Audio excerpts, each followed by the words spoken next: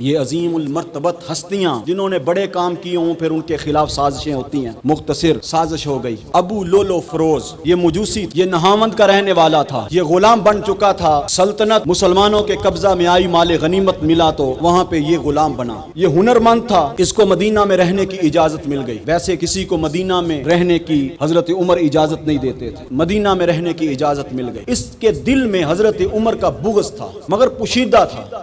جب نہاوند سے قیدی قید ہو کر آئے تو یہ نوجوانوں کے سروں پہ ہاتھ پھیرتا تھا اور کہتا تھا میرے سینے میں آگ جل رہی ہے۔ حضرت عمر فاروق رضی اللہ تعالیٰ عنہ ایک جمعۃ المبارک کے خطبے میں لوگوں کو ارشاد فرمانے لگے، لوگوں میں نے آج رات کو ایک خواب دیکھا ہے کہ مجھے ایک سرخ رنگ کا مرغ ڈھونگے مار رہا ہے اور میں اس کی تعبیر یہ دیکھتا ہوں کہ میں اب اس دنیا سے جانے والا، مجھے قتل کر دیا جائے گا۔ لولو فیروز مجوسی حضرت عمر کے پاس آتا ہے اور آ کے کہتا ہے کوئی کام تھا، اپنے مالک کی شکایت لے کے آتا ہے۔ تو حضرت عمر فرماتے ہیں کہ سنا تو ہوا سے چلنے والی چکی بڑی خوبصورت بنا لیتا ہے۔ کہا جی حضرت۔ فرمایا ایک چکی میرے لیے بھی بنا دے۔ کہا حضرت بڑی خوبصورت بنا کے دوں گا، اس چکی کا شہرہ شرق اور غرب میں پھیلے گا۔ حضرت عمر فاروق رضی اللہ تعالیٰ عنہ کو سمجھ آ گئی کہ یہ ایک بہت بڑی دھمکی دے رہا ہے، یہ قتل کی دھمکی دے رہا ہے، مگر حضرت عمر فاروق نے کوئی غور نہ کیا۔ حضرت عمر نماز فجر کے لیے تشریف لاتے ہیں، یہ چھرے سے حضرت عمر فاروق رضی اللہ تعالیٰ عنہ کو زخمی کر دیتا ہے۔ مختلف جگہوں پہ چھرے لگتے ہیں، یہ ناف کے نیچے چھرا لگتا ہے۔ سب سے پہلے حضرت عمر فاروق رضی اللہ تعالیٰ عنہ جو بات پوچھتے ہیں، فرماتے ہیں مجھ کو قتل کرنے والا کون شخص ہے؟ کہا ابو لولو فیروز۔ تو حضرت عمر یوں ہاتھ مالک کی بارگاہ میں باندھ کے کہتے ہیں یا اللہ تیرا شکر ہے مجھ کو قتل کرنے والا کوئی ایسا شخص نہیں جو مالک کی بارگاہ میں جھکتا، جس نے ایک دن بھی تیری بارگاہ میں سجدہ کیا ہو۔ تو حضرت عمر فاروق رضی اللہ تعالیٰ عنہ کو جب یہ مارتا ہے چھرے تو بھاگتا ہے،